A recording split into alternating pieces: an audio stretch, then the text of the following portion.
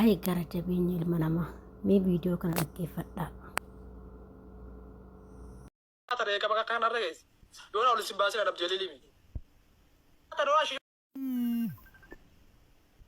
yo bator simbaase adab jelilimi kama kan arrees wallahi ayyaati waan zaata ol simbaafni adab jelilimi akamta ile makaan kamne arrees yemi أنا برا عند لقاء بتجي ولا مكان رجعنا لي كمان أنا برا لي بتجي رسولة وكلا سيسنا تجليل والله كمان يجعل في السياسة يا ربي والله لازم يا ربي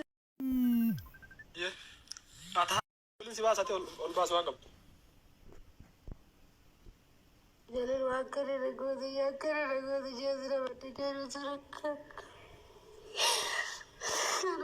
أنا من ربي كنت رايح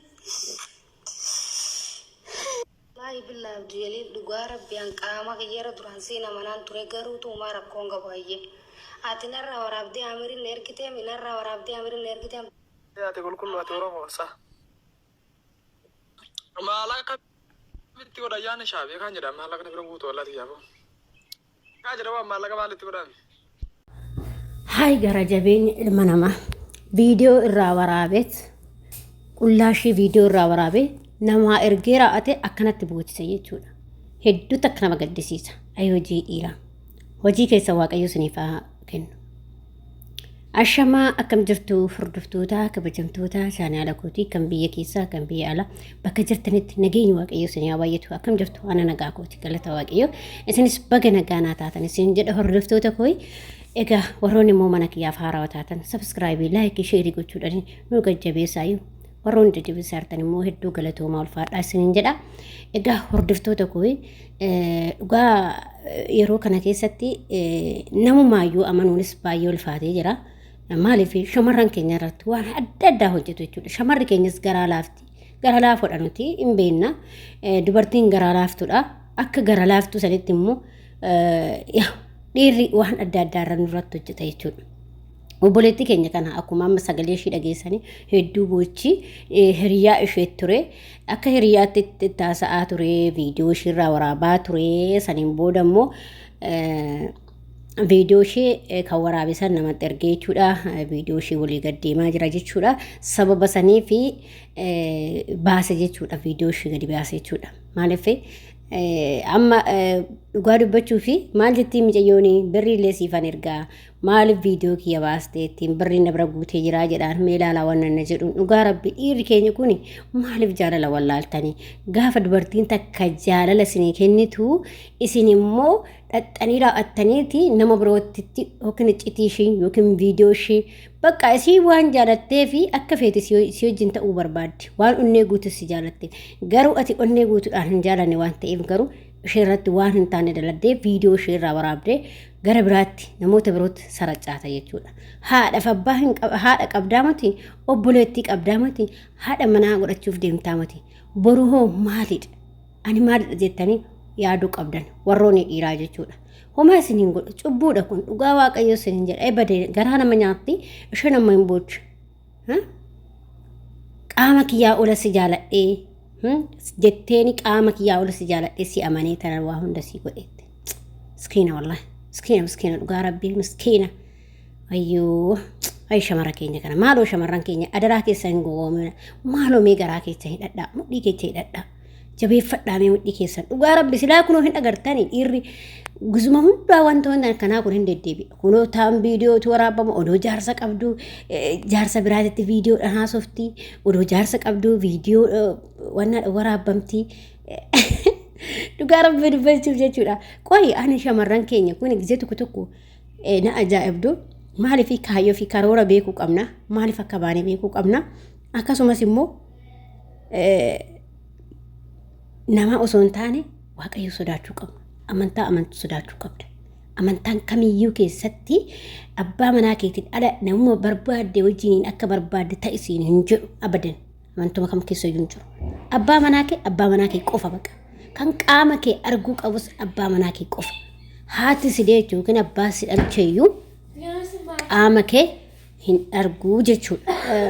Shuf dolaab rakaa. Innaa qaama kee arguu hin danda'u jechuudha. abbaa si dhaltee fi haati si dhaltee iyyuu qaama kee arguu hin danda'aniin jechuudha. Innaa kanaafuu immoo maal jechuu barbaade taseetanii maal goonaree daa'im xarabaata siraa ijoollee waan haasofnu kan harkaa balleessitee rabbisuu shahaadha. Innaa maal isin jechuu barbaade tanii kasi qaama kee argu abbaa manaa kee qofa jechuu barbaade tanii. Kanaaf immoo abbaa manaa kee dhalatti maal sii godhama kolkollee feesbuukii yaatee asii jira sitti dawwaltu bultii siin taatu obboleetti koo. Bultii siin taatu obboleetti koo dhugaa siin jedha bultuma siin taatu ishee wanna bultii sii taatu illee wanti natti si fakkaatu jechuudha. Innaa akkanatti si salphisti booda kaati si salphisa jechuudha. Famaa jedduudhaan hin abdii sana rabbashte.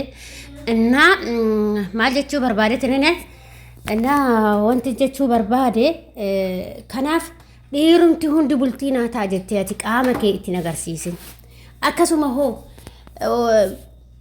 nan jaalata jettee qarshii keetis ittiin argin. Kas jaalatu dhiira dhibba keessaa nama tokko qofa.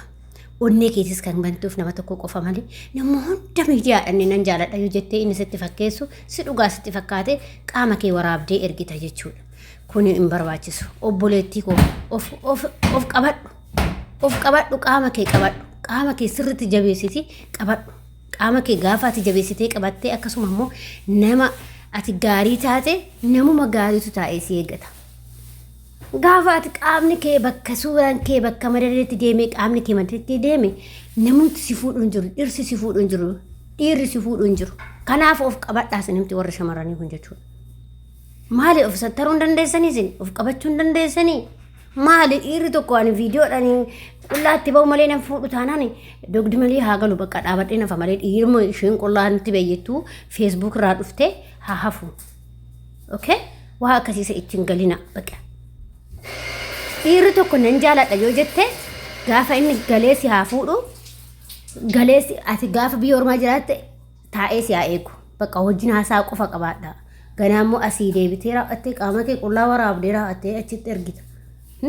Inni gaafa immoo achi gada si lakkisaa qarshii naa ergisiin jedha. Qanisa meeqa nyaatamta? Aynata meeqa sirratti hojjeta? Maali of sattaruu hin dandeessanii of qabachuu hin dandeessanii shamarran keenya jechuudha. Warri kun gorsi warra shamarran warra dhiiraa immoo jechuudha. Isini hooladha jechuudha hooladha warra dhiiraa gidee tokko tokko hooladha jechuudha. Dhiira hundaamati immoo dhiirri tokko tokko hoolumatti hoola agartee hoolaan kun mormatti deebitti deema. Maalifi har'a ishee si jaalattee onnee guutuudhaa si jaalattee immoo waan akkasii ati yoo gaafa irratti viidiyoo waraabdee gaafa viidiyoo ishee immoo asii achi saracaatu ati haadhan qabdu ati obboleettiin qabdu ati bultiidhaaf hin deemtu boru shamara argachuuf hin deemtu ilmoo teetirraa sii bahuu danda'a kun jaartii keetirraa sii bahuu danda'a waan adda addaa irraa sii bahuu danda'a jechuudha wanta ati gochate amma dhooki shamara kanarratti gootu jechuudha. Kanaaf isin warra akkas gootan kun hoola sammuun keessan furriidhaan guutame malee sammuu waa yaaduu miti. Maaliif shamarri dhugaadha akkuma harmi ishee irraa qalbiin ishee irraati bakka hundatti irraati jechuudha. Dhugaa isin bakka isheen jaalatte taana shamarri takka waa hundi sii kennuu barbaadde jechuudha bakka.